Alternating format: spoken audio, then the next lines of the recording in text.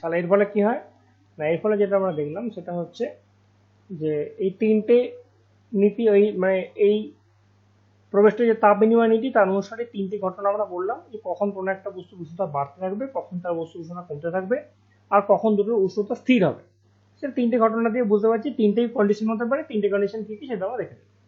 এবার যেটা হচ্ছে সেটা হচ্ছে যে যে আমরা ধরো যখন কোনো একটা গরম চুল্লি বা শীতকালে ধরো আমরা যদি কোনো একটা আগুনের শিখা জ্বালাই, সেখানে আমরা দাঁড়িয়ে রইলাম, তাহলে কি হবে, সেখানে আমাদের গরম লাগবে। কিন্তু কেন সেই গরমটা লাগবে?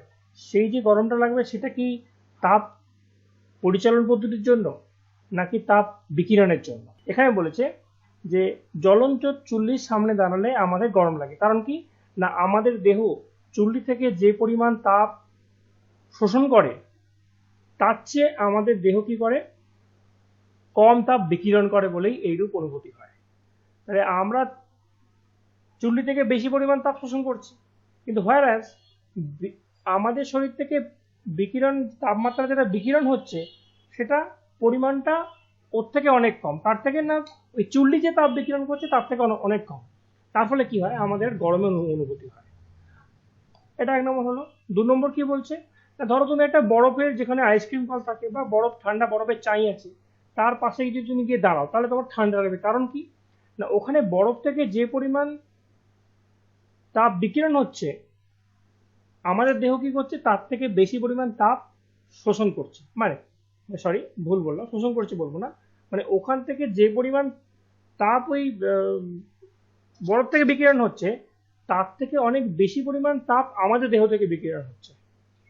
কারণ বরফ থেকে যে তাপটা বিকিরণ হচ্ছে সেটা হচ্ছে নেগেটিভ, যদি আমাদের 0 ডিগ্রি থেকেও হয়তো কম বা 0 ডিগ্রি বেরোচ্ছে, হোয়ারাস আমাদের দেহ থেকে যে তাপটা বেরোচ্ছে সেটা অন্তত 30-35 ডিগ্রি কাছাকাছি একটা তাপ বেরোচ্ছে।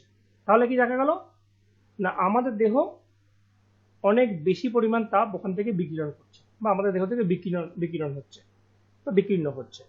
হোয়ারাস ওখান থেকে যে তাপটা বেরোচ্ছে সেটা কি, সেটা নেগেটিভ, অর্থাৎ সেটা আমাদের দেহ থেকে শোষণ করে নিচ্ছে।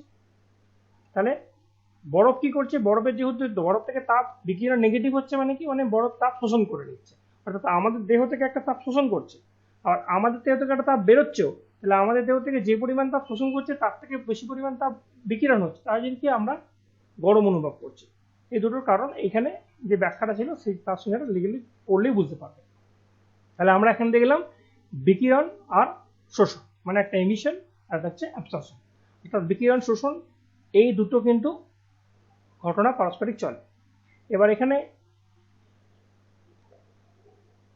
একটু আগে আমি বললাম যে যে বস্তু বিকিরণ করে সে বস্তু শোষণ করে, ওই জন্য বলেছে সব বস্তুরই তাপ বিকিরণ করার এবং শোষণ করার ক্ষমতা আছে, তবে এই ক্ষমতা সব বস্তুর ক্ষেত্রে একই রকম নয়, বিভিন্ন বস্তুর এই ক্ষমতা বিভিন্ন রকম। কোনো বস্তু কর্তৃক তাপ বিকিরণের হার বস্তুর উষ্ণতা কিসের উপর ডিপেন্ড করে, বিকিরণের ক্ষমতার বস্তু কি বস্তুর করে না, কোনো বস্তুর তাপ যে বিকিরণ করবে তার হারটা, রেট অফ ইমিশন বা রেডিয়েশন, তারা কিসের উপর ডিপেন্ড করে, বস্তুটা কতটা উষ্ণতা আছে, মানে যে ধরো 50 ডিগ্রি কার উষ্ণতা, কার 100 ডিগ্রি উষ্ণতা, যা 100 ডিগ্রি উষ্ণতা তার বেশি বিকিরণ করার ক্ষমতা, পৃষ্ঠতলের প্রকৃতি কেমন, এবং পৃষ্ঠতলের ক্ষেত্রফল কতটা, যার ক্ষেত্রফল যত বেশি সে তত বেশি পরিমাণ তাপ রেডিয়েট করবে। ঠিক আছে, আচ্ছা বস্তুর উষ্ণতা কম হলে বিকিরণের হার বা মাত্রা বলবো না, হারই বলবো, রেটটা কম হবে, উষ্ণতা বাড়লে বিকিরণ হার বাড়বে, সেটা আমি বললাম। একই সঙ্গে মসৃণ তল আর অমসৃণ তল এর মধ্যে অবশ্যই মসৃণ তল তাপ কি করবে, বেশি পরিমাণ বিকিরণ করবে, অমসৃণ তল বা কালো রঙের তল এদের বিকিরণের হার কি হবে না সাদা এবং মসৃণ তলের বিকিরণ হার অপেক্ষা বেশি হবে। ঠিক আছে, আচ্ছা এবার দেখো, এবার এখানে কতগুলো এখানে এক্সাম্পল বলেছে, যেটা আমাদের প্রশ্ন একটাখানে ঘুরিয়ে আসতে পারে। কিরকম আসবে, যে তাপ বিকিরণের ক্ষেত্রে কোন তলটি বেশি কার্যক্ষম, একটা বলে দেবে সাদা অমসৃণ, সাদা মসৃণ, কালো অমসৃণ, কালো মসৃণ, এরকম বলে দেবে।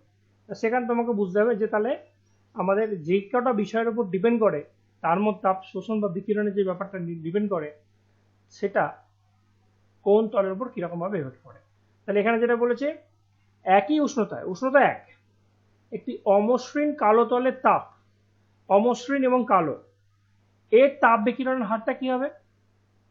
এ যে পরিমাণ তাপটা বিকিরণ করবে তার থেকে একটা সাদা এবং মসৃণ তল তাপ অনেক কম বিকিরণ করবে। তাহলে বিকিরণটা কারা বেশি করতে পারছে? যে অমসৃণ তল এবং কালো তল। আর সাদা তল বা অমসৃণ তল তাপ তারা এখানে কি বেশি বিকিরণ করতে পারে না। সেখানে কারণ কি? তারা তাপ বেশি শোষণও করতে পারে না। সাদা এবং মসৃণ তল তাপ বেশি শোষণও করতে পারে না, তাপ বেশি বিকিরণও করতে পারে না। ওই জন্য এখানে আমরা এটা বলতে পারি উত্তম বিকিরক হচ্ছে উত্তম শোষক।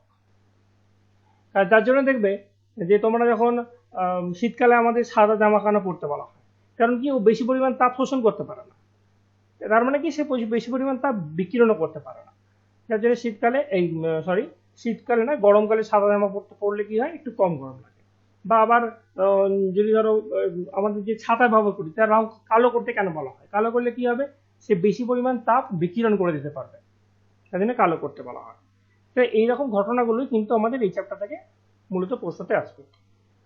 ওই জন্য এবার এখানে দেখো কি কি বলেছে, যে পরীক্ষা করে কি দেখা গেছে, কোনো বস্তুর উষ্ণতা কম হলে বস্তু থেকে দীর্ঘ তরঙ্গ দৈর্ঘ্যের বিকিরণ নির্গত হয়। তাহলে যত উষ্ণতা কম হবে তত কম তরঙ্গ দৈর্ঘ্যের না, কম তরঙ্গ দৈর্ঘ্য না, দীর্ঘ মানে তার তরঙ্গ দৈর্ঘ্যটা বেশি হবে, মানে পরিমাণে কম কিন্তু তরঙ্গ দৈর্ঘ্যের বস্তুর উষ্ণতা কম হলে অবশ্যই আমরা দেখলাম তাপ বিকিরণের হার কম, অর্থাৎ পরিমাণে কম, কিন্তু তার তরঙ্গ দৈর্ঘ্যটা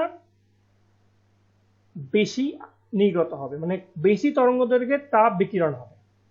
আর উষ্ণতা যত বৃদ্ধি পাবে তা থেকে তাপ তো বেশি বিকিরণ হবে, কিন্তু যে তাপটা বিকিরণ হবে তার তরঙ্গ দৈর্ঘ্য একটু কমে যাবে, তরঙ্গ দৈর্ঘ্য একটু কমে যাবে। ঠিক আছে, এবার তরঙ্গ দৈর্ঘ্যটা কি সেটার ক্লিয়ার কনসেপ্ট নেক্সট ক্লাসে আসবে। শুধু এটুকুন মনে রাখো যে যদি কোনো বস্তু উষ্ণতা কম হয় তাহলে সেক্ষেত্রে তার তাপ কম সে রেডিয়েট করবে, ঠিক কথাই, কিন্তু যে পরিমাণ তাপটা রেডিয়েট করবে তার তরঙ্গ দৈর্ঘ্যের দৈর্ঘ্যটা বেশি। আর উষ্ণতা বেশি হলে কি হবে? তাপও বেশি বিকিরণ করবে কিন্তু তার তরঙ্গ দৈর্ঘ্য কি হবে? তত বেশি কম মাত্রায় হবে। এই জন্য বলছে, এই জন্য কি হয় না, কোনো বস্তুকে উত্তপ্ত করতে থাকলে প্রথমে বস্তুটি কেবলমাত্র তাপ তরঙ্গ বা অবহেলিত তাপ বিকিরণ করে। ঠিক আছে, এবং আগের দিনে আমি পড়ানোর সময় একটা কথা বলেছিলাম, কি বললাম আরেকবার বলছি। ধরো এটা একটা কঠিন বস্তু বা লোহার দণ্ড, ইনিশিয়ালি যদি একে আমি তাপ দিই কি ঘটনা ঘটবে না, এটা প্রথমে গরম হবে, আর কিছু আমরা বুঝতে পারবো না, এটা আস্তে আস্তে গরম হবে। তারপরে কি ঘটনা ঘটবে? তারপরে যেটা ঘটনা ঘটবে, আস্তে আস্তে দেখবো এর এই মুখটা যেখানটা আমরা হিট দিচ্ছিলাম সেটা আস্তে আস্তে কি হবে? লাল রঙে পরিণত হবে, রেড আকারের হয়ে যাবে, রেড আকার হয়ে যাবে না আস্তে আস্তে। তারপর কি হবে? তারপর দেখবো আরো বেশি যদি হিট করি তখন দেখবো আস্তে আস্তে এটা সাদা হয়ে যাচ্ছে। এর কারণটা কি? এর কারণটা হচ্ছে যত আমরা বেশি পরিমাণ উত্তপ্ত করব তত তরঙ্গ দৈর্ঘ্যের আকারটা কমতে থাকবে। তরঙ্গ দৈর্ঘ্যের আকার কমতে থাকলে কি হবে? তার রঙের পরিবর্তন হবে। দেখো এবার এখানে কি বলতে চাইছে। তাই যেটা এখানে বলেছে যে আমরা যখন কোনো বস্তুকে উত্তপ্ত করতে থাকি প্রথমে বস্তুটি কেবলমাত্র তাপ তরঙ্গ মানে হিট ওয়েভ, যেটা আমি বললাম, যেটা হচ্ছে অবলোহিত এই তাপ তরঙ্গ বিকিরণ করবে বা অবলোহিত বিকিরণ করবে। বস্তু থেকে যখন দৃশ্যমান আলো নির্গত হয় তখন কি হবে? বস্তু থেকে কোনো দৃশ্যমান আলো নির্গত হবে না। কিন্তু যখন উষ্ণতা আস্তে আস্তে বাড়াবো, উষ্ণতা আস্তে আস্তে বাড়ালে কি হবে? এখানে বললাম উষ্ণতা যত বাড়বে তরঙ্গ দৈর্ঘ্য তত কমতে থাকবে। তাহলে তরঙ্গ দৈর্ঘ্য কমতে থাকলে কি হবে? তরঙ্গ দৈর্ঘ্য তত কমতে থাকলে কি হবে? এবার ধরো অবলোহিত এখানে ছিল, ঠিক আছে, এখান থেকে তরঙ্গ দৈর্ঘ্য যখন কমতে থাকলো, কমতে কমতে কি হলো? প্রথমে সবচেয়ে কম তরঙ্গ দৈর্ঘ্য যেটা আছে সেটা আলো, সেটা হচ্ছে লাল। তাহলে প্রথমে কি হবে? লাল আলো বিকিরণ করবে, এবং তারপরে আস্তে আস্তে আরো যখন আমি উষ্ণতা বাড়াবো তখন আস্তে আস্তে তরঙ্গ দৈর্ঘ্য আরো বাড়তে থাকবে, আরো হচ্ছে কি তরঙ্গ আর তরঙ্গ দৈর্ঘ্য বাড়তে থাকবে না, তরঙ্গ দৈর্ঘ্য তত কমতে থাকবে। তরঙ্গ দৈর্ঘ্য কমতে থাকলে কি হবে? লাল থেকেও আরো কমের দিকে আস্তে আস্তে গিয়ে সাদা আলো বিকিরণ করবে। তাই জন্যে প্রথমে যখন কোনো বস্তুকে আমরা হিট করব প্রথমে সেটা লাল দেখাবে, তারপর আস্তে আস্তে সেটা সাদা হবে। এর কারণটা কি না, উত্তপ্ত করার সঙ্গে সঙ্গে বস্তু থেকে যে রেডিয়েশনটা হবে, যে তরঙ্গের রেডিয়েশনটা হবে তার তরঙ্গ দৈর্ঘ্য ক্রমাগত কমতে থাকবে। তার ফলস্বরূপ আমাদের কি হবে না, তার ফলস্বরূপই আমাদের এই পরিবর্তনগুলো হবে। প্রথমে কোনো কালারই থাকবে না, কারণ তখন শুধুমাত্র তাপ তরঙ্গ বিকিরণ হচ্ছে। তারপরে আরো উষ্ণতা যখন বৃদ্ধি করছি সেই তাপীয় তরঙ্গের বিকিরণের তরঙ্গ দৈর্ঘ্য কমতে কমতে লাল তরঙ্গ দৈর্ঘ্যকে যখন এসে যাবে তখন লাল তরঙ্গ দৈর্ঘ্যের যে তরঙ্গ দৈর্ঘ্যটা লাল, যার তরঙ্গ ছোট, দেন হচ্ছে তাপীয় বিকিরণ, সেটা আমাদের চোখে অনুভব করতে পারে। তখন আমরা কি করব, চোখ দ্বারা আমরা সেটাকে দেখতে পাবো। আরো যখন উত্তপ্ত করব, আরো তরঙ্গ দৈর্ঘ্য কমবে, যখন সাদা আসবে তখন সেটাও আমরা দেখতে পাবো। কিন্তু এই তরঙ্গ দৈর্ঘ্যটাকে আমরা চোখে দেখতে পাই, অর্থাৎ এটা আমাদের চোখে অনুভূতি জাগায় না। কিন্তু হোয়ারাস তরঙ্গ দৈর্ঘ্য যখন আরেকটু ছোট করে দেওয়া হয় তখন সেটা আমাদের তরঙ্গ দৈর্ঘ্যটা সেটা অনুভূতি জাগায়। তার থেকে আরো ছোট করে দিলে কিন্তু সেটা আবার সেগুলো আরো দেখা যায় না। ঠিক আছে, মানে আমাদের দৃশ্যমান আলোর একটা রেঞ্জ আছে, সেই দৃশ্যমান আলোর রেঞ্জে যখন থাকবে তখনই আমাদের চোখ অনুভূতি দেখতে পাবে, বাকিটা কিন্তু দেখতে পাবে না। তার থেকে বড় হলেও দেখতে পাবে না, তার থেকে কম হলেও দেখতে পাবে না। ঠিক আছে, আচ্ছা এবার বলছে কি না, যে বস্তুর মধ্য দিয়ে আপাতত তাপীয় বিকিরণের প্রায় সমস্ত অংশ চলে যেতে পারে তাকে বলা হচ্ছে তাপীয় বিকিরণের পক্ষে স্বচ্ছ বা তাপভেদ্য। যেটা আমি একটু আগে বললাম যে যে তাপের যখন রেডিয়েশন হবে সেটা কি, যে মাধ্যমের মধ্য দিয়ে যাবে সেই মাধ্যমকে সে কি করবে, উত্তপ্ত করবে না। কখন, যদি সেটা তাপীয় বিকিরণের পক্ষে স্বচ্ছ হয়। আর যদি অস্বচ্ছ হয় তাহলে কি হবে, আর যে বস্তুর মধ্যে আপাতত তাপীয় বিকিরণের কোনো অংশই যেতে পারে না তাকে তাপীয় বিকিরণের পক্ষে অস্বচ্ছ বা তাপ অবৈধ বলা হয়। তাহলে এক্ষেত্রে কি হবে না, এক্ষেত্রে সেই বস্তুটাকে কিন্তু তাপ, সেক্ষেত্রে এই অস্বচ্ছ বস্তুটা তাপ শোষণ করবে, তার ফলে কি হবে, তার তাপমাত্রা বাড়তে থাকবে। কিন্তু স্বচ্ছ হলে তার ক্ষেত্রে তাপ, সেটা নিজে বস্তুটা গরম হবে না। এই জন্য বলছে যে তাপভেদ্য কোনো বস্তুর উপর বিকীর্ণ তাপ পড়লে ওই তাপের অল্প অংশ বস্তু কর্তৃক প্রতিফলিত হয়, অল্প অংশ না, অল্প কিছু অংশ ওই বস্তু কর্তৃক প্রতিফলিত হয় এবং অল্প কিছু অংশ বস্তু কর্তৃক শোষিত হয় এবং অবশিষ্ট কি হয়, বস্তুর মধ্যে দিয়ে চলে যায়। আর অবৈধ হলে কি হবে, অবৈধ হলে বস্তুর উপর বিকীর্ণ তাপ পড়লে ওই তাপের প্রায় পুরোটাই বস্তু কর্তৃক প্রতিফলিত হয় এবং শোষিত হয়। তার জন্য কি হবে না, তাপ অবৈধ বস্তু আপাতত তাপীয় বিকিরণের বেশি অংশ কি করবে, শোষণ করে নেয়। তাই জন্য কি হবে, সেই বস্তু বিকিরণের কম অংশকে প্রতিফলিত করে। এর কারণে কি হবে না, এক কথা যেটা বলে সেটা তাপ শোষণ করে নিজে উত্তপ্ত হয়ে উঠবে। মানে তাপ যদি অস্বচ্ছ বস্তুর উপর যদি প্রতিফলিত, মানে অস্বচ্ছ বস্তুর উপর যদি যায় তাহলে সেটা নিজে উত্তপ্ত হয়ে উঠবে। ঠিক আছে, এবার এখানে কোনটা বেশি শোষক কোনটা বেশি প্রতিফলক সেটা এখানে দিয়েছে। যেমন কি না, কালো রঙের বস্তুতে কি হয়, তাপ শোষণ বেশি করে, যে শোষণ বেশি করবে সে প্রতিফলিত কি করবে, প্রতিফলনটা কম করবে। বা সাদা ও চকচকে বস্তু কি করবে, তাপ বেশি পরিমাণে প্রতিফলন করে, ফলে শোষণটা কম করে। তাহলে আমাদের দেখলাম কালো বস্তু বেশি পরিমাণ তাপ শোষণ করে আর সাদা বস্তু বেশি পরিমাণ তাপ প্রতিফলিত করে। এটা মনে রাখতে হবে, কারণ এইটা দিয়েও আমাদের কিন্তু অনেক সময় প্রশ্ন ঘুরিয়ে ফিরিয়ে আসতে পারে। এবার আসছে বিকিরণের ক্ষমতা, শোষণ ক্ষমতা। বিকিরণের ক্ষমতাকে ই বলা হয় আর এটাকে বলা হচ্ছে এ বলা হচ্ছে। বিকিরণ ক্ষমতা কাকে বলছে, এটা জাস্ট রিড আউট করলেই বুঝতে পারবে। মানে কোনো সময় ধরে নির্দিষ্ট সময়ে কোনো তল যে পরিমাণ তাপ বিকিরণ করে এবং একই সময় একই উষ্ণতায়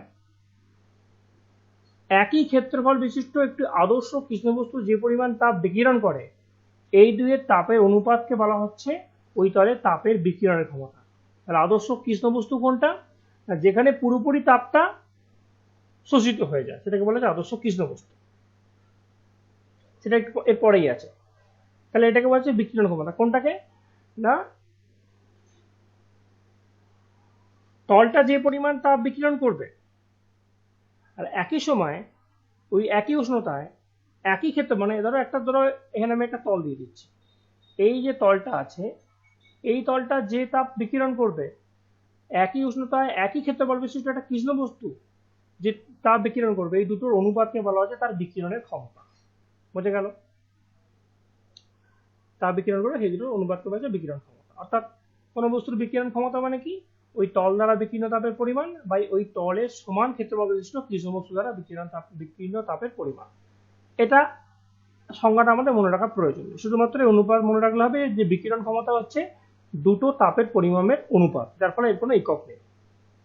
আর শোষণ ক্ষমতা কি, কোনো তল কর্তৃক নির্দিষ্ট সময়ে শোষিত বিকীর্ণ তাপের পরিমাণ এবং ওই তলে আপাতিত মোট বিকীর্ণ তাপের পরিমাণের অনুপাতকে বলা হচ্ছে শোষণ ক্ষমতা। তার মানে শোষণ ক্ষমতা মানে কি, সেটা হচ্ছে শোষিত তাপের পরিমাণ বাই আপতিত তাপের পরিমাণ। অর্থাৎ এটাও মনে রাখতে হবে না খুব শোষণ ক্ষমতা কাকে বলে মনে রাখার দরকার নেই, খালি মনে রাখতে হবে শোষণ ক্ষমতা এটারও কিন্তু কোনো একক নেই, কারণ এটা হচ্ছে দুটো তাপের পরিমাণের অনুপাতের একক, ওই জন্য এর কোনো একক নেই। এবার বলছে না বিভিন্ন প্রকৃতির তলের বিকিরণ ক্ষমতা বিভিন্ন, শোষণ ক্ষমতা তেমন ডিফারেন্ট হয়।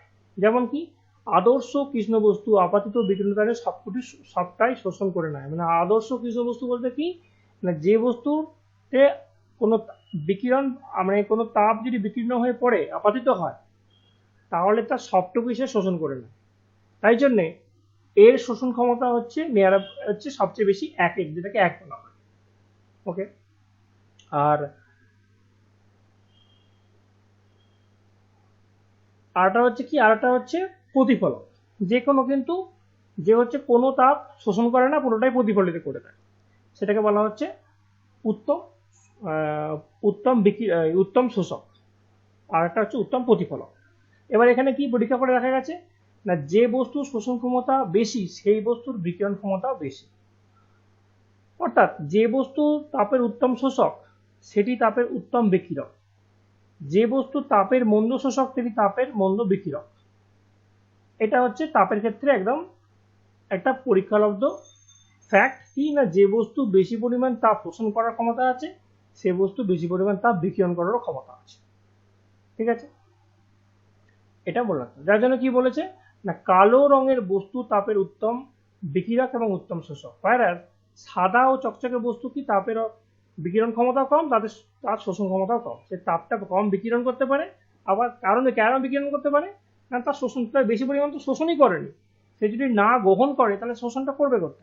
ওই জন্য যার বিকিরণ ক্ষমতা কম সে শোষণ ক্ষমতা কম, যার বিকিরণ ক্ষমতা বেশি তাহলে এটাও বলা যেতে পারে।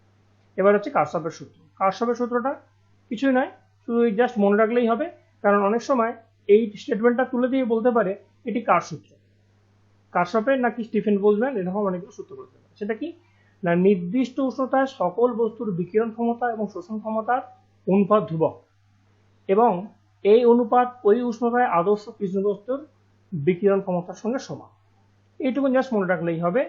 এটা প্রথম, এবংটা না মনে রাখলে চলবে, যে নির্দিষ্ট উষ্ণতায় সকল বস্তুর বিকিরণ ক্ষমতা এবং শোষণ ক্ষমতার অনুপাত হচ্ছে ধ্রুবক। তাহলে একটু আগে আমরা বিকিরণ ক্ষমতাটাকে দেখলাম, এটা দ্বারা প্রকাশ করা হয়েছে ই দ্বারা, আর এটাকে এ দ্বারা প্রকাশ করা হয়েছে। অর্থাৎ এই দুটোর মান হচ্ছে একটা ধ্রুবক, এটাকে ই দ্বারা প্রকাশ করা হয়। ঠিক আছে, আচ্ছা এবার এখানে একটা কতগুলো প্রয়োগ দিয়েছে। কি প্রয়োগ না, যখন দেখবে আমাদের বাড়িতে যখন আগেকার যুগে যখন কাঠে রান্না হতো তখন হাঁড়িতে একটা ভুষাকালি মাখিয়ে নেওয়া হতো। কারণ কি না, ভুষাকালি হলে কালো রং হয়ে যাচ্ছে, কালো রং হলে কি হবে, তাপের উত্তম শোষক হবে। তাহলে তাপ বেশি পরিমাণ, তাহলে কি উনুন থেকে বেশি পরিমাণ তাপ কি করবে, সে উনুন থেকে বেশি পরিমাণ তাপ শোষণ করতে পারবে। তাহলে কি হবে, রান্নাটা তাড়াতাড়ি বা দ্রুত হবে। হয় না, যদি চকচকে হতো তাহলে কি হতো, তাহলে বেশি পরিমাণ তাপ নিতে পারবে না, তাহলে সেদ্ধটা কম হবে। ওই জন্য মানে ভুষাকালি মাখিয়ে নেওয়া হয়। এবার এখানে একটা এরা এক্সাম্পল দিয়েছে যে চীনামাটির পাত্রে কিছু অংশ ভুষাকালি মাখিয়ে কালো রং করা হলো, এবং তারপরে কি হলো না, তারপরে সেটাকে প্রায় 1000 ডিগ্রি সেলসিয়াস উষ্ণতায় উত্তপ্ত করা হলো। তারপর কি হলো, সেটাকে একটা অন্ধকার ঘরে নিয়ে যাওয়া হলো। তারপরে কি দেখছে না, যে পাত্রের সাদা অংশ, মানে পাত্রের যে অংশে সাদা অংশ অপেক্ষা কালো অংশ বেশি উজ্জ্বল দেখাচ্ছে। কারণটা কি না, কালো অংশ থেকে তখন ওই মানে যেহেতু ওটা অনেক বেশি তাপ শোষণ করে নিয়েছে, তাহলে কি হবে, ওই অংশ থেকে তখন সে তাপ রেডিয়েট করবে, তাপ রেডিয়েট করলে সেটাকে বেশি চকচকে দেখাবে। এই জন্য বলছে, কারণ কি পাত্রের সাদা অংশের তুলনায় কালো অংশ হচ্ছে কি উত্তম শোষক, তাই উত্তম বিকিরকও বটে। অর্থাৎ কালো অংশ থেকে মানে কালো অংশ সাদা অংশ অপেক্ষা বেশি পরিমাণ তাপ বিকিরণ করে, ফলে এটাকে উজ্জ্বল বলে মনে হয়। এটা যে উত্তম শোষক সে উত্তম বিকিরকের একটা প্রয়োগ হিসেবে এখানে দেখিয়েছে, আমাদের এটা অত মনে রাখার প্রয়োজন নেই। আচ্ছা, এবার উত্তম বিকিরক হলে উত্তম শোষক, এটাতে একটা পরীক্ষা করেছি, পরীক্ষাটা আমার জানার দরকার নেই, এখানে একটা পরীক্ষার মাধ্যমে সেটা দেখিয়েছে। এবার আমরা যেটা দেখবো সেটা হচ্ছে কৃষ্ণ বস্তু, যেটা এখন বলছিলাম। কৃষ্ণ বস্তু কি না, যে বস্তু তার উপর আপাতিত তাপীয় বিকিরণের সবটুকু শোষণ করে নেয়, কোনো অংশ প্রতিফলিত করে না বা তার মধ্য দিয়ে নির্গত হতে দেয় না, তাকে আদর্শ কৃষ্ণ বস্তু বলা হয়। এবং আদর্শ শোষক হওয়ার ফলে কি হয়, কৃষ্ণ বস্তু হলো আদর্শ বিকিরক। তাহলে যে বস্তু আদর্শ, মানে যেটা আদর্শ শোষক সে আবার আদর্শ বিকিরক বটে। তাহলে আদর্শ কৃষ্ণ বস্তু বলতে কাকে বললো না, যার উপর তাপের বিকিরণ হলে সে সবটাই শোষণ করে দেয়, কোনো অংশ প্রতিফলিত করে না, তাহলে সেটাকে বলা হচ্ছে তাপের আদর্শ কৃষ্ণ বস্তু। এবার বলছে একটি নির্দিষ্ট উষ্ণতায় কৃষ্ণ বস্তু থেকে বিকীর্ণ শক্তি যে কোনো বস্তু থেকে বিকীর্ণ শক্তি অপেক্ষা বেশি। আবার এই যখন তাপ বিকীর্ণ করবে, তাপ যখন শোষণ করে নেওয়ার পর যখন সে বিকিরণ করবে, তখন কিন্তু অন্য যে কোনো বস্তু থেকে তার বিকীর্ণ শক্তি অনেক বেশি, কারণ কি এ সবটুকু আলো শোষণ করেছিল। তাই এই যে বলেছে একটি আদর্শ কৃষ্ণ বস্তু থেকে নির্গত বিকিরণকে পূর্ণ বিকিরণ বা টোটাল রেডিয়েশন বা পূর্ণ, বা এখানে বলতে কৃষ্ণ বস্তু বিকিরণও বলা হয়। ঠিক আছে। আর এখানে দেখো, এবার এখানে এই যে ভূষাকালীর ব্যাপারটা বলছিলাম, এই ভূষাকালী মাখানো কোনো বস্তুতে যদি ভূষাকালী মাখানো হয়, তাহলে সেটা প্রায় 96% আদর্শ কৃষ্ণ বস্তুর মতো আচরণ করে, অর্থাৎ সেক্ষেত্রে তার তাপ শোষণ ক্ষমতা অনেক বেশি বেড়ে যায়, যেটা সাধারণ বস্তু থেকে অনেকটাই বেশি। মানে সেটা এই যে বললাম যে কোনো অংশ প্রতিফলিত করে না, অনেক বেশি পরিমাণ তাপ শোষণ করতে পারে, বেশি পরিমাণ তাপ শোষণ করতে পারে মানে বেশি পরিমাণ তাপ বিকিরণও কিন্তু করতে পারে। দুটো কথাই কিন্তু মাথায় রাখতে হবে। ঠিক আছে, তাহলে এইখানে এই পর্যন্তই আমাদের ছিল, আর আমাদের এখান থেকে কিছু আসবে। অনেক সময় ভূষাকালী বা প্লাটিনাম বা এগুলো এখান থেকে আসতে পারে, নিম্নের মধ্যে কোনটি একটি আদর্শ কৃষ্ণ বস্তুর উদাহরণ। হ্যাঁ, সেখানে প্লাটিনাম ব্ল্যাক এর কথা বলতে পারে, ভূষাকালী লাগানোর কথা বলতে পারে, এগুলো বলতে পারে। ঠিক আছে, তার মধ্যে প্লাটিনাম ব্ল্যাক হচ্ছে সব থেকে বেশি, প্রায় নিয়ার অ্যাবাউট 95%, এই 98%, আর ভূষাকালী হচ্ছে 96%। এখান থেকে কিন্তু উদাহরণস্বরূপ এটা আসতে পারে, নিম্নের মধ্যে কোনটি কৃষ্ণ বস্তুর আদর্শ কৃষ্ণ বস্তুর মতো আচরণ করে। সেখানে কিন্তু আমাকে এই যে ভূষাকালীর মাখানো কোনো বস্তুর কথা বলতে পারে, এগুলো কিন্তু মাথায় রাখতে হবে, আর কিছু এখান থেকে আসা দরকার নেই। আচ্ছা, আর ফেরাডি কৃষ্ণ বস্তু, এটা এইখানটা জাস্ট পড়বে, একটা ওই কি আছে, ওই দুটি ধাতব গোলকের মধ্যে একটা সূক্ষ্ম ছিদ্র করে যদি একটা কৃষ্ণ বস্তুর মতো আচরণ করে, সেই যে কৃষ্ণ বস্তু সেটাকে বলা হচ্ছে ফেরাডি। যেহেতু ওটা ওই প্রমাণটা করেছিল, ওই জন্য ওকে ফেরাডির কৃষ্ণ বস্তু বলা হয়। ওটা এমন কিছু ইম্পর্টেন্ট না। আচ্ছা, এবার হচ্ছে তাপ বিকিরণ এবং তাপ শোষণের কতগুলো দৃষ্টান্ত আছে, মানে এক্সাম্পল দেওয়া হচ্ছে। সেটা কি, এই চায়ের কাপ সাদা এবং চকচকে কেন করা হয়? এগুলো আমরা ডেইলি লাইফে যেগুলো আমরা দেখি সেগুলোর কথা এখানে বলা আছে। কি কি? এক নম্বর হচ্ছে চায়ের কাপ সাদা এবং চকচকে কেন করা হয়? একটি ভিজে সাদা কাপড়, একটি ভিজে কালো কাপড় রোদে শুকিয়ে দিলে কোনটি আগে শুকিয়ে যাবে, তার কারণটা এখানে ব্যাখ্যা করা আছে। এগুলো আমি এখানে বলছি না, আমি এরপর গ্রিন হাউসে চলে যাব। এগুলো তোমরা যদি এখানে পড়ো, তোমরা নিজেরাই বুঝতে পারবে যে ছাতার কাপড় কালো রং কেন করা হয়, রান্নার হাঁড়ির তলায় কালো মসৃণ কেন করা হয়, তারপরে শীতকালে কালো পোশাক এবং গ্রীষ্মকালে সাদা পোশাক পরা আরামদায়ক কেন। জাস্ট রিড আউট করলেই বুঝতে পারবে, কিন্তু এগুলো অনেক সময় পরীক্ষাতে ঘুরিয়ে ফিরিয়ে কোয়েশ্চেন আসে। হ্যাঁ, বা দুটি থার্মোমিটারের মধ্যে একটিতে কালো রং করে দেওয়া হলো, কোনটিতে বেশি পার্ট দেখাবে। তারপরে শুষ্ক বায়ুর তুলনায় আর্দ্র বায়ুর তাপ শোষণ ক্ষমতা বেশি কেন। এগুলো হচ্ছে ডেইলি লাইফের যে এক্সাম্পল, কিন্তু ডেইলি লাইফের এক্সাম্পল দিই, এগুলো কিন্তু অনেক সময় পরীক্ষাটা দেয়। গ্রীষ্মকালে দিনের বেলা টিনের চালের তুলনায় রাত্রিবেলা বাস করাটা বেশি আরামদায়ক কেন হয়? কারণ যে দ্রুত তাড়াতাড়ি তাপ শোষণ করে, সে দ্রুত তাড়াতাড়ি বিকিরণ করে, ওই জন্যে দ্রুত তাপ বিকিরণ করে খুব ঠান্ডা হয়ে যায় তাড়াতাড়ি, ওই জন্যে। আচ্ছা, একইভাবে পালিশ করা জুতো পরলে কি হয় না, তাপটা পাড়া আরামদায়ক লাগে কেন? পালিশ করা থাকলে সেটা চকচকে থাকে, তাহলে চকচকে থাকে গেলে তাপটা বেশি পরিমাণ প্রতিফলিত করে দেয়, তারপরে তাপ শোষণটা কম করে, তাহলে পাটা আমাদের আরামদায়ক থাকে।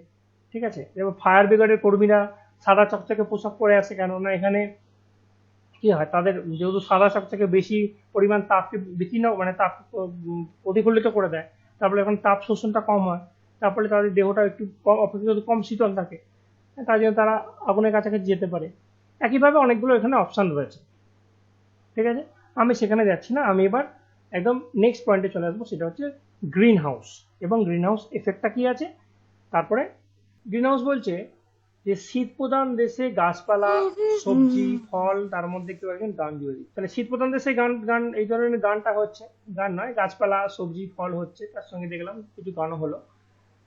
এর ফলে কি হবে না, এই সমস্ত সবজি চাষ করার জন্য কাঁচ দিয়ে ঘর তৈরি করা হয়, কাঁচের ঘর তৈরি করা হয়। এই কাঁচের ঘরটাকে বলা হচ্ছে গ্রিন হাউস বা সবুজ ঘর।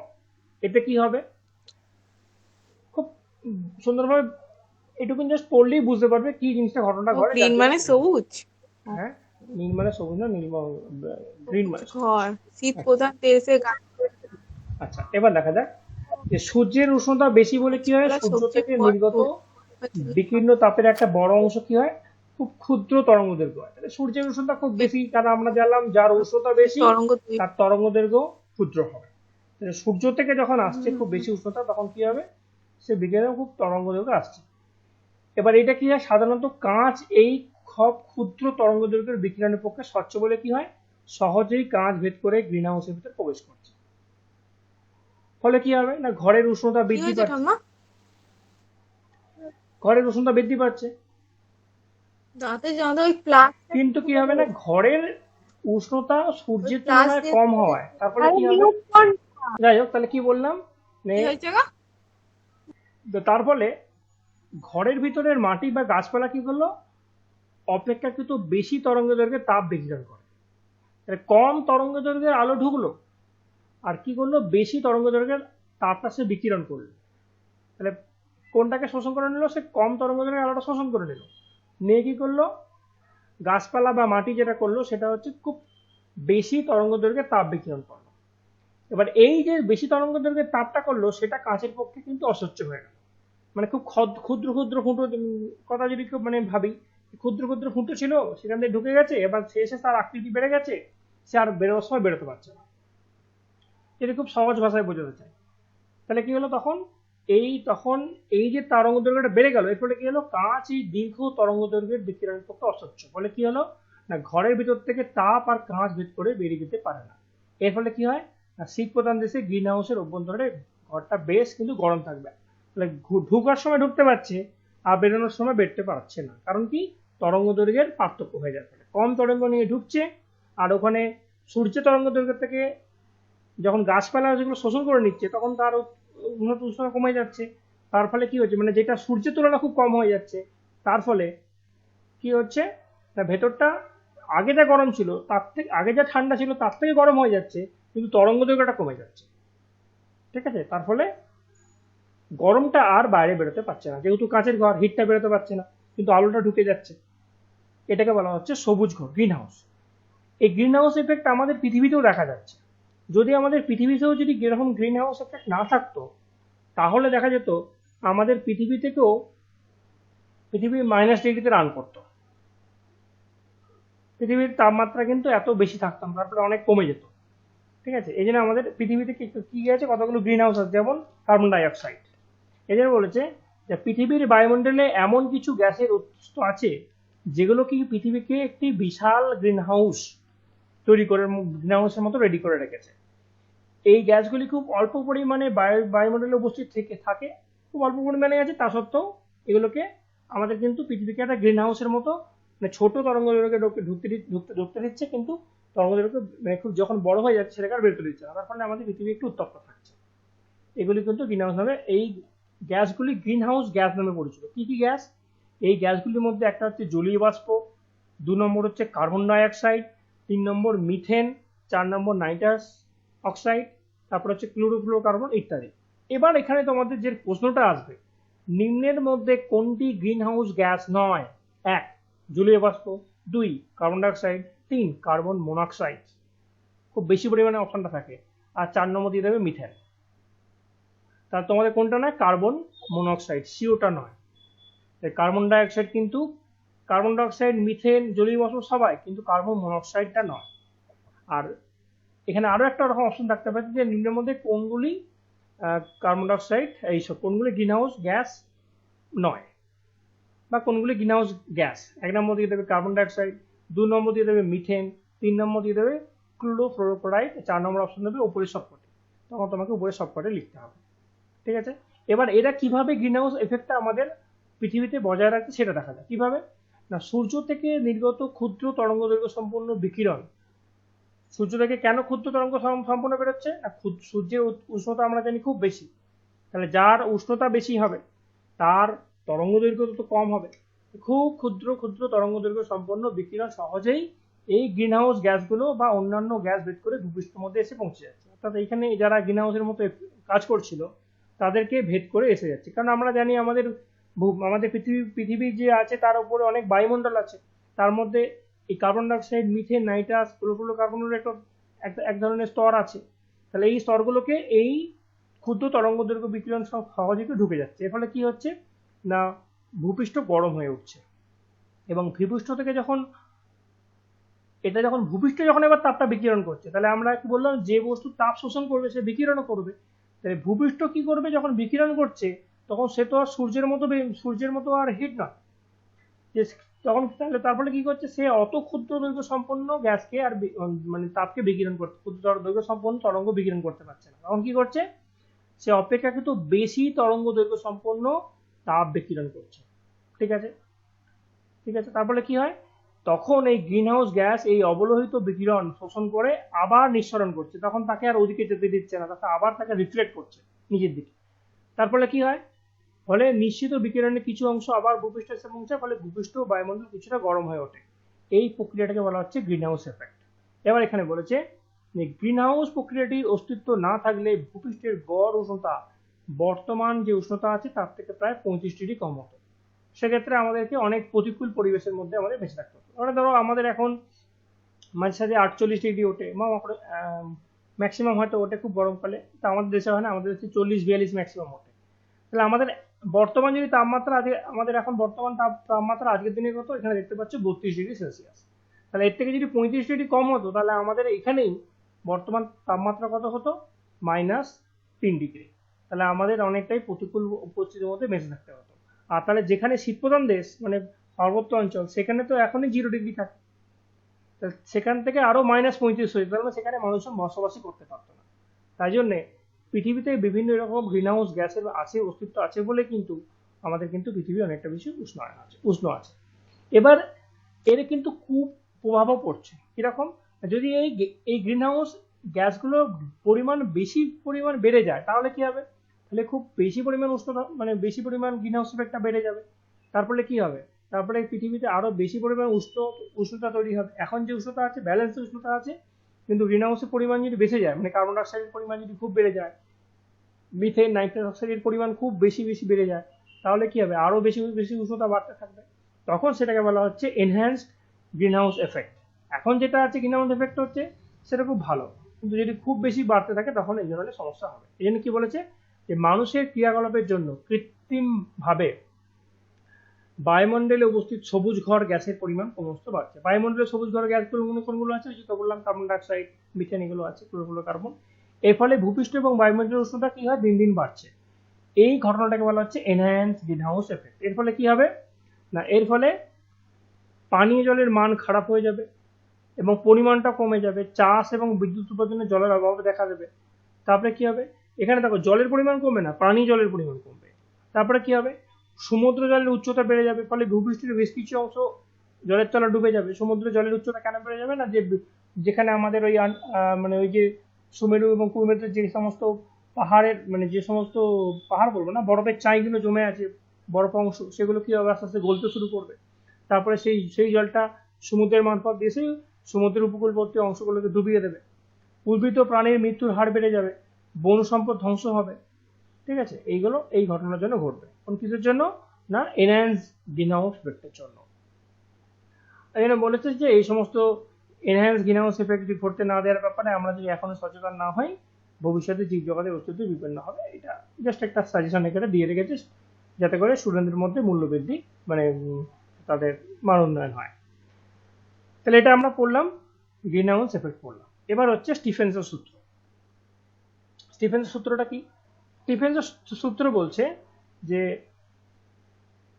উত্তপ্ত বস্তু থেকে বিকীর্ণ তাপের পরিমাণ এবং ওই বস্তুর উষ্ণতার মধ্যে একটা তিনি সূত্র নির্ধারণ করেছিলেন। সেই সূত্রটাকে বলা হচ্ছে স্টিফেন্সের সূত্র। সূত্রটা কি, সূত্রটা হচ্ছে টি পরম উষ্ণতায় কোনো বস্তু থেকে মোট বিকীর্ণ তাপ ই ওই বস্তুর উষ্ণতার চতুর্থ ঘাতের সমানুপাতিক, অর্থাৎ ই প্রপোর্শনাল T⁴। অনেক সময় এই ইকুয়েশনটা আসতে পারে ই প্রপোর্শনাল T⁴, এটি নিম্নের মধ্যে কার সূত্রকে বিলং করে, কার সূত্রের গাণিতিক রূপ। বা স্টিফেন্সের সূত্রের গাণিতিক রূপটি কি, সেটা হচ্ছে ই প্রপোর্শনাল T⁴, মানে কি, যে পরিমাণ তাপ বিকীর্ণ করছে সেটা সেই বস্তু যতটা উষ্ণ তার চতুর্থ ঘাতের সমানুপাতিক, মানে যত বেশি উষ্ণ হবে তার সঙ্গে তত বেশি সমানুপাতিক হবে। ঠিক আছে, আর কিছু এখানে মনে রাখার দরকার নেই। এবার আসছে নিউটনের সূত্রীকরণ সূত্র। কি সূত্র, না পরিপার্শ্বের সঙ্গে উষ্ণতার পার্থক্য বেশি না হলে কোনো বস্তু কর্তৃক বিকিরণজনিত তাপহাসের হার বস্তু ও পারিপার্শ্বিক উষ্ণতার পার্থক্যের সঙ্গে সমানুপাতিক। মানে উষ্ণতার পার্থক্য যদি খুব বেশি না হয় তাহলে কি হবে, বস্তু কর্তৃক বিকিরণজনিত তাপহাসের হার, মানে তাপ যেটা হ্রাস করবে তার হারটা কি হবে, বস্তু ও উষ্ণতার পারিপার্শ্বিক উষ্ণতার পার্থক্যের সমানুপাতিক। এখানে যেটা ছিল স্টিফেন্সের সূত্রটা, সেটা হচ্ছে কি এখানে বলেছিল যে পরিমাণ তাপ ও বিকীর্ণ করবে সেটা হচ্ছে কার সঙ্গে সমানুপাতিক, তার উষ্ণতার চতুর্থ ঘাতের সমানুপাতিক। এখানে কি বলছে, শুধু উষ্ণতার পার্থক্যের সমানুপাতিক। এটা কখন না, এটা হচ্ছে যখন তাদের মধ্যে উষ্ণতার পার্থক্য খুব বেশি হবে না, ধরো 1 ডিগ্রি 2 ডিগ্রির পার্থক্য, তখন কিন্তু আর এই সূত্র মেনে চলবে না, তখন শুধুমাত্র নিউটনের শীতলীকরণ সূত্র মেনে চলবে। ঠিক আছে, মানে নিউটনস ল অফ কুলিং, বা এটা হচ্ছে একদম 1 নম্বর হচ্ছে এটা কুলিং এর সূত্র, আর এটা হচ্ছে তোমার বিকীর্ণ তাপের, আর এটা হচ্ছে তার হ্রাসের জন্য এই সূত্রটা কাজে লাগে। এই দুটো সূত্রের মধ্যে পার্থক্য নিশ্চয়ই বুঝতে পারছো। আর আমাদের এখানের মধ্যে কিছু নেই। এবার আমরা যেটা আসবো সেটা হচ্ছে যে থার্মোফ্লাক্স। থার্মোফ্লাক্সে কি করা হয়, ঠান্ডা জিনিসকে বহুক্ষণ ঠান্ডা এবং গরম জিনিসকে বহুক্ষণ গরম রাখা হয় যে পাত্রে, সেই পাত্রটাকে বলা হচ্ছে থার্মোফ্লাক্স। এবার থার্মোফ্লাক্সের মধ্যে কিভাবে করা হয় না, থার্মোফ্লাক্সের মধ্যে এই যে 3টে পদ্ধতিতে তাপ সঞ্চালিত হতে পারে, সেই 3টে পদ্ধতি কি কি, একটা হচ্ছে পরিবহন, পরিচালন এবং বিকিরণ। এই 3টে পদ্ধতিকেই বন্ধ করে দেওয়া হয়। কি বন্ধ করে দেয় না, এই 3টে পদ্ধতির মাধ্যমেই তাপের সঞ্চালনকে বন্ধ করে দেওয়া হয়। তার ফলে কি হবে, যদি তাপের সঞ্চালন বন্ধ হলে কি হবে, গরম বস্তু দীর্ঘক্ষণ গরম থাকবে এবং ঠান্ডা বস্তু দীর্ঘক্ষণ ঠান্ডা থাকবে। এবং এই 3টে ব্যবস্থার মাধ্যমেই কিন্তু এর হচ্ছে মেন কার্যনীতি। ঠিক আছে, আচ্ছা, এবার এই কার্যনীতি কিভাবে করা হয় সেটা দেখা যায়। এবার এইখানে এটা একটা কাঁচের পাত্র নেওয়া হয়, সেই কাঁচের পাত্র নিয়ে এর মধ্যে কিছুটা ফাঁকা স্থান থাকে, এবার এদিকে কিছুটা রূপার প্রলেপ দেওয়া হয়, আর কিছু এখানে, আর উপরটা একটা কি হয়, একটা কর্কের ঢাকনা লাগানো থাকে। এবার জাস্ট আমি এখানে জাস্ট পড়ছি, তাহলেই তুমি বুঝতে পারবে, বা তোমরা নিজেরাও যদি পড়ে নাও সেটা আরো বেটার বুঝতে পারবে। তবু আমি একবার একটু হালকা করে বলে দিচ্ছি। সেটা কি বলেছে না, একটি 2 দেওয়াল বিশিষ্ট কাঁচের পাত্র, দুটো দেওয়াল, তার মধ্যে কাঁচের একটা পাত্র আছে, এবং মুখে একটা কি হয়, সরু কুপরিবাহী পত্র যেমন কর্ক দ্বারা বদ্ধ থাকে। এই কাঁচের পাত্রটিকে অপর একটি ধাতব আবরণের মধ্যে রাখা হয়। এর মধ্যে কি হয়, অপর একটা ধাতব আবরণের মধ্যে রাখা হয়। ওই ধাতব আবরণ এবং কাঁচের মধ্যে কিছু তুলো বা কুপরিবাহী পত্র দ্বারা ভর্তি করা হয়।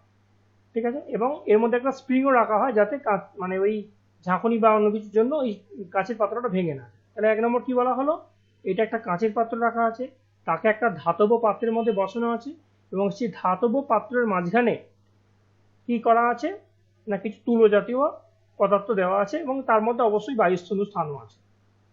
তারপর কি হলো না, কাঁচের 2 দেওয়ালের মধ্যে মধ্যবর্তী অংশকে বায়ুশূন্য করা হলো। কোনটা না, এখানে যে তুলো ফুলো ঢুকিয়ে দিয়েছিল তার সঙ্গে কি করা হলো, কিছু স্থানটাকে বায়ুশূন্য করে দেওয়া হলো।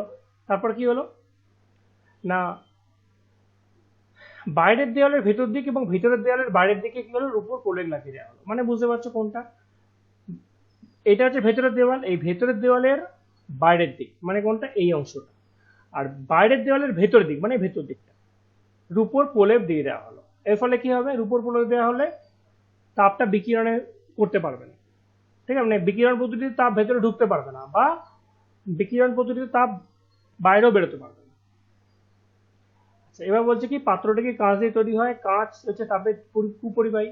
তার ফলে কি হয়, পরিবহন পদ্ধতিতে কোনো কাজ হবে না, কারণ আমরা দেখেছি কাঁচ তাপের কুপরিবাহী। তার ফলে যে কঠিন পদার্থ রইল সেটা হচ্ছে কাঁচ, তার মধ্য দিয়ে কিন্তু পরিবহন হতে পারবে না। এবার পরিচালনা কেন হতে পারবে না, ওখানে দেখো, ওখানে আছে কোনো মাধ্যম নেই, বায়ুটাকে শূন্য করে দেওয়া হয়েছে। 2 দেওয়ালের মধ্যবর্তী অংশ কোনো বায়ু শূন্য থাকায় পরিচালন পদ্ধতিও লাগবে না, কারণ পরিচালন পদ্ধতির জন্য একটা মাধ্যমের প্রয়োজন। পরিবহনের জন্য যে মাধ্যম, কঠিন মাধ্যম, সেটা কাঁচ দিয়ে দেওয়া হলো, তারপরে সে কুপরিবাহী হলো না। পরিচালনের জন্য গ্যাস বা তরল জাতীয় পদার্থ দরকার, সেটাও হলো না। আচ্ছা, এবার 2 দেওয়ালের মধ্যে কি রূপোর একটা প্রলেপযুক্ত চকচকে দেওয়া হওয়ার ফলে কি হলো না বিকিরণ পরিচালিত সেই তাপ সঞ্চালিত হতে পারে না। কারণ কি, তাপটা ওখান থেকে আমরা দেখেছি যে যখন কোনো বস্তুতে সাদা এবং চকচকে করা হয় সেখানে কি হয়, তাপটা বেশি শোষণ করতে পারে না, তাপটা প্রতিফলিত করে দেয়। ঠিক আছে, তারপরে সেখানে বিকিরণ পদ্ধতিতেও কি হলো, সেটা কিন্তু তাপ গেল না। এবং পাত্রের মুখে একটা কুপরিবাহী পদার্থ ছিপি থাকায় কি হলো, মুখ দিয়েও তাপ সঞ্চালন বন্ধ থাকলে কাঁচ পাত্র এবং বাইরের আবরণের মধ্যে কুপরিবাহী ফেল্ড বা তুলো আদান প্রদানকে বাধা দেয়। তাহলে এই সমস্ত উপায় কি করলো, পুরো এন্টায়ার যে তিনটে পদ্ধতি আছে সেই সমস্ত পদ্ধতিতে তাপের সঞ্চালনকে বন্ধ রেখে থার্মোফ্লাক্সের মধ্যে গরম জিনিসকে বহুক্ষণ গরম এবং ঠান্ডা জিনিসকে বহুক্ষণ ঠান্ডা রাখা সম্ভব হচ্ছে। এটাই হচ্ছে থার্মোফ্লাক্সের কার্যনীতি বা থার্মোফ্লাক্সে এই তিনটে পদ্ধতিতে তাপের আদান প্রদান বন্ধ করে দেওয়ার মাধ্যমে থার্মোফ্লাক্সে ঠান্ডা জিনিসকে ঠান্ডা, গরম জিনিসকে গরম রাখা হয়। এটুকুনি জাস্ট আজকের পড়া।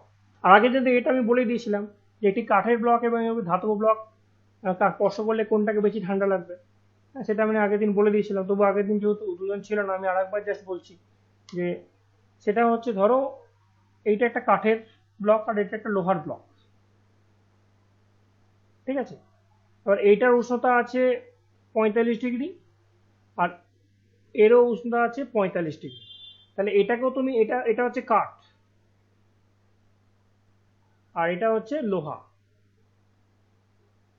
তুমি এটাকেও স্পর্শ করলে এটাকেও স্পর্শ করলে কোনটাকে বেশি গরম বলে মনে হবে? আপাতত দৃষ্টিতে এটা মনেই হতে পারে যে দুটোই যেহেতু 45 ডিগ্রি আছে তাহলে আমার সমান তাপে অনুভব হবে, কিন্তু সেটা না। কারণ কি না, কারণ আমি যখন এটা কাঠে হাত দেবো, কাঠের যে পদার্থ সেটা হচ্ছে কুপরিবাহী তাপে। তাহলে কি হবে, আমি যেটুকুন অংশে হাত দিচ্ছি সেইটুকুন অংশের তাপ, আর ধরে নাও আমার শরীরের উষ্ণতা 35 ডিগ্রি, তাহলে সেইটুকুন অংশের তাপ এবং আমার শরীরের যে তাপমান, এই দুটোর মধ্যে তাপের আদান প্রদান হয়ে কি হবে না, এটা খুব সহজে আমি বুঝতেই পারবো না, সামান্য একটু গরম আছে বলে মনে হবে, আদান প্রদানটা খুব সময়ের জন্য হবে। কিন্তু এইখানকার যে অংশগুলোতে হিট হয়ে আছে সেগুলো থেকে তাপ এখানে খুব একটা বেশি আসবে না, খুব কম পরিমাণ আসবে। ভাইরাস যেটা যদি লোহা হয় তাহলে তাপের জন্য খুব সুপরিবাহী। তাহলে আমি এইটুকু অংশে হাত দিলেও এইটুকু অংশ থেকে যখন আমার শরীরে 35 আছে আর এটা যখন 45, এইটুকু অংশ ছিল, তাহলে এই 45 থেকে তাপ যখন আমার শরীরে একটু ঢুকে যাবে, তারপরে কি হবে, এইখানে তো এইটা তো 45 থেকে কমে গেল একটুখানি, কারণ এইখানকার তাপটা আমার শরীরে চলে এসছে। তাহলে এইখানটা এখন কমে গেল, এটা যেহেতু সুপরিবাহী, তাহলে কি হবে, অন্য জায়গায় তাপের অন্য অংশ থেকেও তাপ এখানে চলে আসবে। তার ফলে তাপের যোগানটা এইটুকুন অংশ হলেও সবসময় বজায় থাকবে। তার ফলে আমাদের এখানের থেকে এইখানে কিন্তু তাপের অনুভবটা বেশি হবে। একইভাবে ঠান্ডা জিনিস হলো তাই, কাঠের চেয়ার আর এই চেয়ার, তখন ধরো 45-এর জায়গায় এটা 5 ডিগ্রি হয়ে গেল, তখন এটা 45 থেকে 5, এটাও 5, আর আমার শরীরে কিন্তু 35ই রয়ে গেছে। তখন কি হবে, তাহলে আমার শরীর থেকে কিছু পরিমাণ তাপ এখানে চলে যাবে, তাহলে আমার শরীরে তখন তাপের হ্রাস হচ্ছে, তার মানে আমি কিছুটা ঠান্ডা অনুভব করব, আর এখানেও তাই করব। এবার এখানের ক্ষেত্রে কি হবে, এইটার ক্ষেত্রে শুধু এইটুকু অংশের জন্যই ও তাপটা আমার শরীর থেকে নেবে। আর এটার ক্ষেত্রে কি হবে, এটার ক্ষেত্রে এ যখন আমার শরীর থেকে তাপ যখন নিচ্ছে, তখন এইটুকুন অংশ 5 ডিগ্রি থেকে কি হবে, বেড়ে যাবে। তাহলে 5 ডিগ্রি যখন বেড়ে যাচ্ছে, এটা হলো 6 ডিগ্রি হয়ে গেল। তাহলে 6 ডিগ্রি যখন হলো, তাহলে এইটার সঙ্গে আর এটার সঙ্গে তাপের পার্থক্য এসে গেল, তখন কি হবে, তখন পরিচলন পদ্ধতিতে এইখান থেকেই তাপ আবার অন্য অংশগুলি ছড়িয়ে পড়তে থাকবে। তারপরে আবার এখানটা 5 ডিগ্রি থেকে কমে যাবে, তারপরে আবার কি করবে, আবার আমার শরীর থেকে তাপ নেবে। এইভাবে কি হবে, এভাবে তাপের প্রবাহটা সবসময় চলতে থাকবে, তার ফলে এইখান থেকে আমার ঠান্ডার অনুভূতি বেশি আসবে। এই জন্যই হচ্ছে লোহার চেয়ার আর কাঠের চেয়ারের মধ্যে ঠান্ডা বা গরম বেশি লাগার কারণটা কি। ঠিক আছে, এখানে যা কিছু কোয়েশ্চেন আছে, যে কাঠগুলো থেকে নির্গত হয়, যে কাঠ থেকে গুঁড়ো নির্গত হয় সেই কাঠ অপেক্ষা কাঠের গুঁড়োর তাপ পরিবাহিতা কম কেন, তারপরে বরফের আপেক্ষিক তুষার, এগুলো জাস্ট পড়লেই বুঝতে পারবে, এমন কিছু ব্যাপার নেই। তো আজকের ক্লাসটা এই পর্যন্তই শেষ।